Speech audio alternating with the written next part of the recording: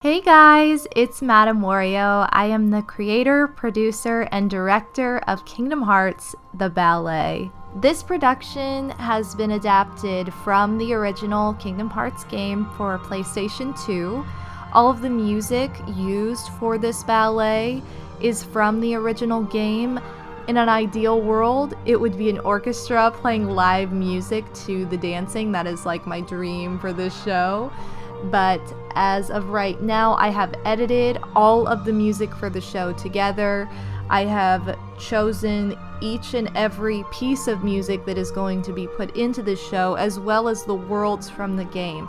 I really want this ballet to be very much like the video game. I want it to merge the two worlds. So I want it to merge ballet with gaming and seem like you are just watching a video game be danced out in its entirety. So I want to talk about my process in preparing this ballet for the stage.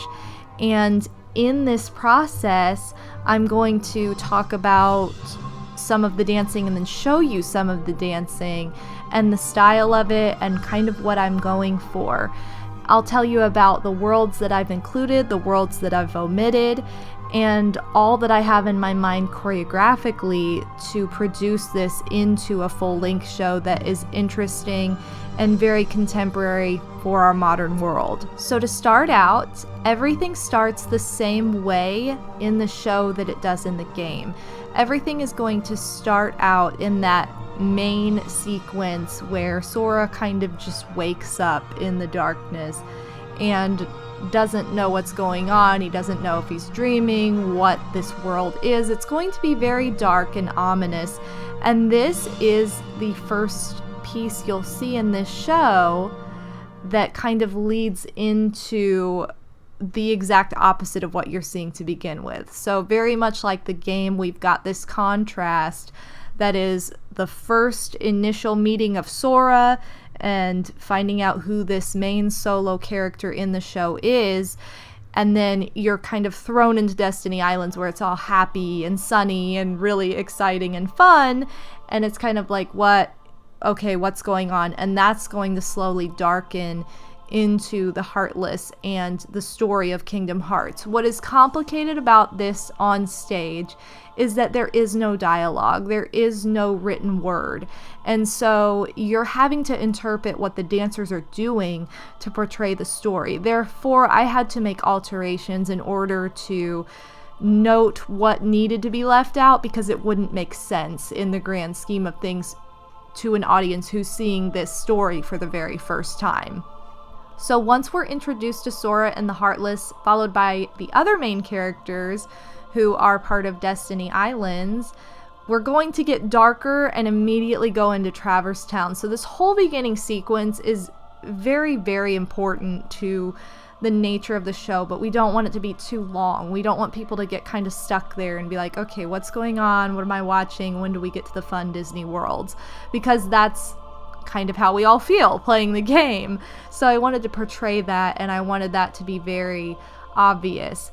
I personally, when it comes to choreography, I am the basis of the choreography, meaning that the style will always come back to what has been set in that initial scene and that initial sequence that is in the darkness with Sora. So as we progress through the show, it's going to turn into different styles depending on the worlds. And I'm collaborating with some of my fellow dancers, choreographers, and some of my friends as well who are in the dance industry to create the choreography for those worlds, so they each seem very different, so they don't all seem like the same person created this world, but it's going to come back to where it all started in the end. So really, as director, my job is to give direction to those who are doing choreography for these worlds, because a lot of the people who I am collaborating with on this project don't know the game. They don't know anything about it. They know the Disney stories, but they don't know the game. And so I think that'll be really great, because it's almost like a completely fresh, unaltered idea that's going to allow. So for my choreography, you're gonna see everything that is my own and that is my heart in the Heartless. Villains are probably my favorite personal character to portray, and so I like to be that creepy, like, ominous person in the darkness rather than the big hero in a show. I find it a lot more fun to be the villain, so for myself, even though I'm directing, I'm also performing in this show, and the people who are performing in this show are going to change as well. They're going to become other characters as the story progresses. So as we go through all of the worlds, you'll see some of the Heartless turn into the main villain or turn into somebody else who's associated with this other world that we have not yet seen. So what I've chosen to keep in versus what I've chosen to omit, first of all, we're going to travel to Wonderland. That's going to stay the same. So I'm very excited about Wonderland, and some of that is already choreographed as well. That's very fun and adventurous sounding. It's kind of like the first world we embark on. So it's very short and sweet in that regard as well. Next, we're going to be going to Agrabah, though, where we get introduced to an additional character other than just the princess and the villain. We also have Aladdin now. And I will say that as I'm creating this show, I am not going into it with any kind of preconceived notion of who's going to be what character. So whereas Aladdin may be a boy in the world we know him in, he may very much be a girl in my world of Kingdom Hearts, which is kind of the beauty of dance, that you can just kind of alter these characters to be who the cast is. When it comes to Agrabah, you're gonna really feel like you are inside a video game when we get to this world, mainly because of the boss fight. And I really love this sequence in particular because this is something that I thought, oh my god, I cannot have Sora just beast mode through this whole dance production because it is a game, it is a video game. You don't always make it through all the worlds without having to start over and try again. So this might be the world where Sora has to do the same dance all over again. So next we're going to be traveling to Atlantica, and things are going to get even more menacing. We've got Ursula, we've got a lot of very different stylistic music that comes into play. And then after that, we go to my favorite world, we go to Halloween Town, and so that's going to be super fun too. So as you've probably noticed, we've already left out several worlds.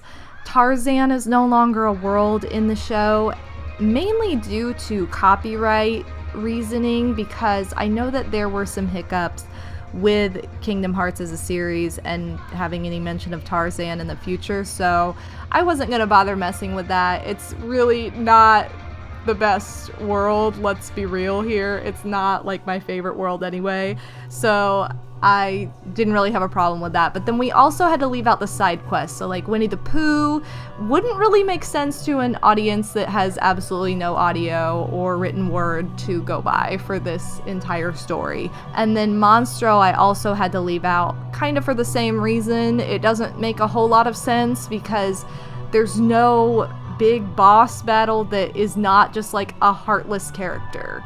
So I had to leave those out because they wouldn't help the show at all, they would hinder the show, and so I have to do what's best for the flow of the overall production. After Halloween Town comes Neverland. Neverland is one of my favorite musical pieces in the entire show, and that's where I am planning to actually play Captain Hook as my chosen villain. After that, we come back to kind of where we started, except in a broader sense, we enter into Hollow Bastion.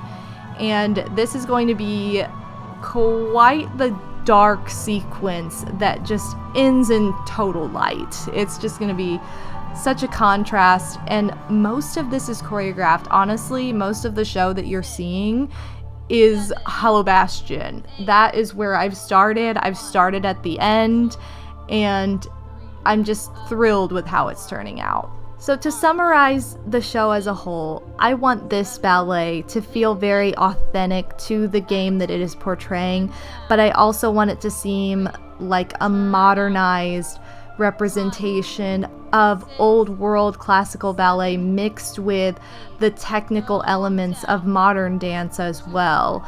So I want it to be a full circle collaboration that always comes back to where all of this balletic wonderful nature of dance started. And I want to utilize that in the best way possible with a very modern concept that is video games, and more importantly, a video game that has multiple stories within it to pull into one. That's my goal with this production. It's been so much fun putting this together and using my students as my guinea pigs. I've used a lot of my adult students to just throw choreography at and see how it works and how it comes together. I've used myself. I've done trial and error even in my own performance in a cosplay masquerade with a piece from this show.